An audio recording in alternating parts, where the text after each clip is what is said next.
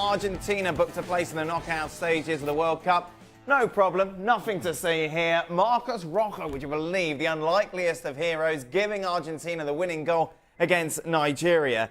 And it's strange, Craig, say you compare it to the Germany game, where Toni Kroos scored that late winner. You kind of thought there was almost inevitability about that.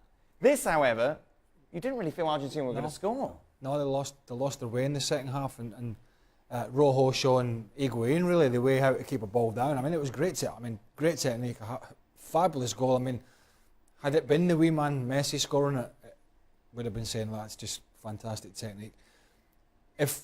Depending how far they go in this competition, now they're in the knockout, it's going to be despite of the coach, not because of the coach. Because from the first goal, the first whistle of this competition, his team selection has been shocking. And more importantly, his substitutions have been absolutely bamboozling.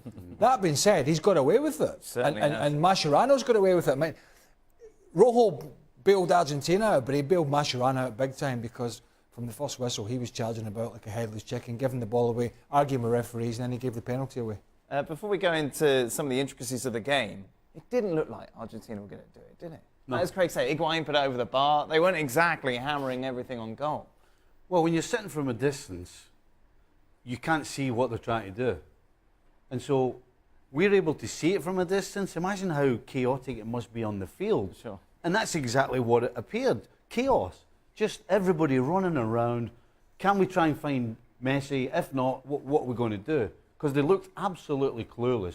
And pretty much everything they did do, it either broke down, they gave it away, it was a foul. I mean, it was no classic of a game. The tension was fantastic because of what could have happened, but the football was atrocious. So your point is that there was no real purpose as to what Argentina was trying to do in the second half. I thought the first half of Argentina was excellent. I thought, that, wait a minute, where has this team been?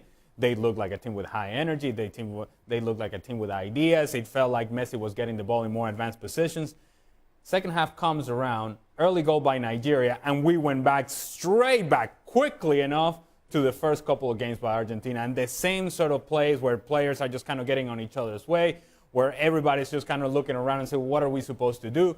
And then they look to Sampaoli to make the changes, to Craig's point, and what in the world is going on? If you keep running into the same issues down the middle, well, you would think that logically speaking, you try to go down the flanks. And if you're going to put balls into the box, maybe you need bodies in the box.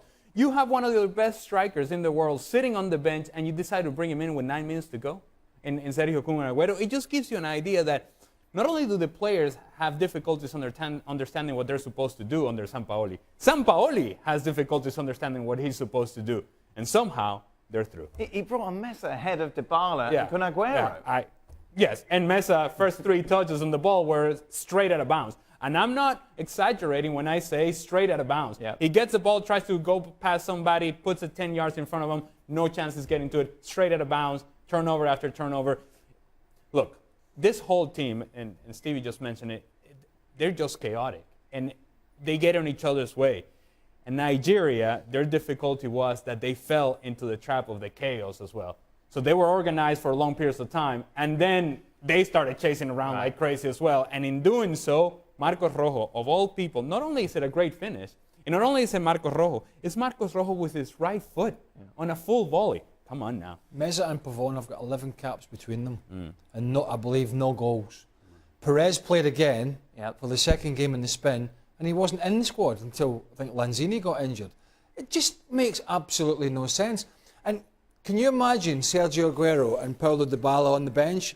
Every time he goes to make another substitution, they must be like, he's putting him on. He's putting him on. I mean, honest to God, they're through. They're through. No, exactly. Through. But I tell you what, they're going to meet the French, yeah? Yes, yeah.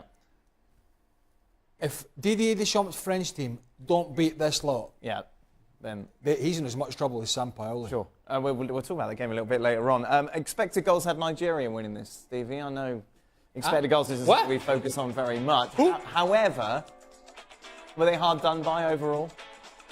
I think they deserve something out of the game, yeah. You know, if you'd said to me before the tournament that Nigeria and Argentina, the winner was going through, I would have stick see Argentina through. But the truth is, they're so unlucky, Nigeria. You know, they've given it everything. They've made chances, they've scored some goals, but as always happens in football, when it comes to it, usually somebody rises to the occasion, and unfortunately for Nigeria, it wasn't one of their players. No, it was Marcos Rojo. It was Marcos Rojo. Obviously, before that, we saw Lionel Messi with the goal. How good was that goal? Yep. Magic. And his movement, it was. I mean, the ball from Banega was great. I thought Banega was a very good addition to them. I mean, clearly, and he's another one that must have been scratching his head early in the competition. Saw him play for Sevilla this season, played really well. Great little clip, but Messi came in field a little bit, then he darted in behind, and the defender got drawn in. Bang! The ball was on the sixpence, right on, and it was fabulous, absolutely fabulous. But boy, do you know what we said? Is Messi going to be able to carry this team? I thought, well, before the competition, well, they still got up, but no, he is. He is going to have to carry this team. Right. That's how disjointed it is. And as for that clown, Maradona sat upstairs. Why TV directors keep cutting to this buffoon, I don't know, because his behaviour is not befitting of somebody of his stature. It really is not. Where do you stand on the Mascherano penalty? I think in the world that we live in now with VAR and the super slow motion, it looks worse than what it really was. But nowadays you put two arms around somebody and you see it slow motion. Once he called it, there was no chance that he was going to go back, because you look at the replay and everybody sitting in this room would be like, well, yeah, that's a penalty. Had he not called it initially, I don't think we would be saying it's a penalty. But you can't go back because it's not clear, an obvious mistake. I wouldn't have called it a penalty, but in the end... It's a penalty all day. It's a penalty all day. Listen, the one good thing, right, that will come out of this is it might stop defenders doing stupid things like that. You know, I'm assuming he was taught at some stage, Mascherano, how to defend properly. And at no stage, I'm going to guess, did any coach ever tell him that you put two hands round your opponent and you hold on to him for 30 seconds. There's a theory from some that this has always been the case, that people have always been holding in the box.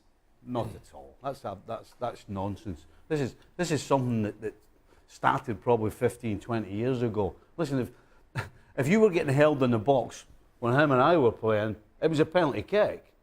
All of a sudden, they stopped giving penalty kicks for it. Right. And with the introduction of VAR, I'm glad to say that now it might make defenders have to defend properly and not cheat and basically get away with not being good at your craft. My only point, Steve, is that we saw Mitrovic the other day for Serbia, where he was manhandled, not by one guy, but by two guys. And that play was not even looked upon by VAR. So I'm just looking for consistency. That's all. Well, that's what people are screaming as well after we saw the penalty that was awarded for the handball in yesterday's Portugal game. People were saying, well, why wasn't there a handball against Rojo later on? Well, I didn't think the one yesterday was a penalty, but it was headed by the opponent onto his arm. The difference here is, and people seem to have lost track with this, is that Marcos Rojo inadvertently headed it onto his arm. Sure. It's a bit like coming out to block a shot if you're a defender, and you go to ground and the ball strikes you on the thigh and goes up and hits you on the arm. That's not a penalty either. And I think you saw with the referee, he's a very experienced referee. As soon as he went to the VAR, as soon as he saw it come off Marcos Rojo's head, one replay, and then he went back for another check, and he saw the clip, and he went, no penalty. Yet there's still people arguing about it. I would have actually thought that there was one earlier that was more of a penalty when Ian Achel got kicked in the head. Right. And nobody did anything. They didn't look at it again. I suppose the argument was that didn't he get the ball first and then caught his head on the way down? Is that? Well, it's reckless. Right. It's called being reckless now. So if I was Nigeria, I'd be more angry that one wasn't given rather than the handball. Again, I didn't think that was a penalty, but it's where this is subjective. Even with a system in place that allows you to look at this replays, it still comes down to the decision of the referee.